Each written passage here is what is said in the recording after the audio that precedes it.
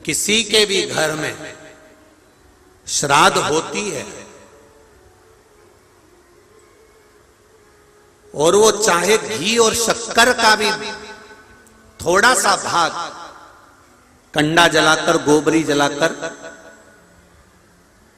थोड़ा सा भी भाग अग्नि में छोड़ते हैं तो शिव जी कहते हैं सबसे पहला अंश पितरों के पास बाद में जाता है, पहला अंश मेरे पास आता है, फिर मैं उस अंश को पितरों के पास भेज देता हूं।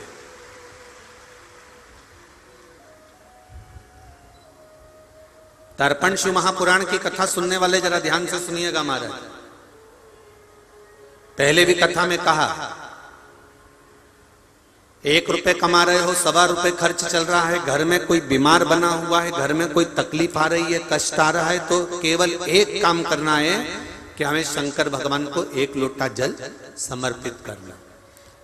परंतु श्राद्ध पक्ष के अंतर्गत जैसे अन्य समय में 108 मनके की माला से हम जाप करते हैं, 108 बार भगवान का नाम लेते हैं, 108 बार हम भगवान का पूजन करते हैं, उसी तरह श्राद्ध पक्ष में जब हम शंकर भगवान पर 1 लोटा जल चढ़ाएं तो उसी जल को धीरे धीरे धीरे धीरे 27 बार भगवान शंकर को समर्पित करना चाहिए।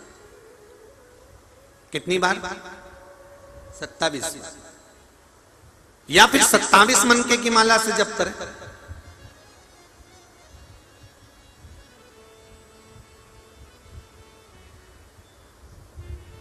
उसका फल क्या होगा?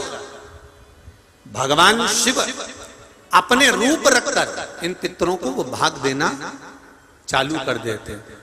भूल से भी 16 श्राद्ध के 16 दिन में से एक दिन भी अगर हमने एक ही पानी का कलश, एक ही लोटा, ऐसा नहीं कि तुम्हें 27 बार पानी भर के चढ़ाना, लोटा एक ही है, कलश एक ही है, और उसको धीरे धीरे धीरे धीरे कर 27 बार छोड़ दिया जाता है, तो शिव महापुराण की कथा कहती है कि अगर रोज हमारे पितरों को, रोज हमारे पूर्वजों को अगर हमने तर्पण भी नहीं किया है, जल भी नहीं दिया है, और शंकर भगवान को 27 बार जल का भाग हम समर्पित करते हैं अपने पूर्वजों के लिए, तो हम नहीं भी दे पाए तो एक बार में पूरे 16 दिन का जल हम अपने पूर्वजों को प्रदान कर देते हैं।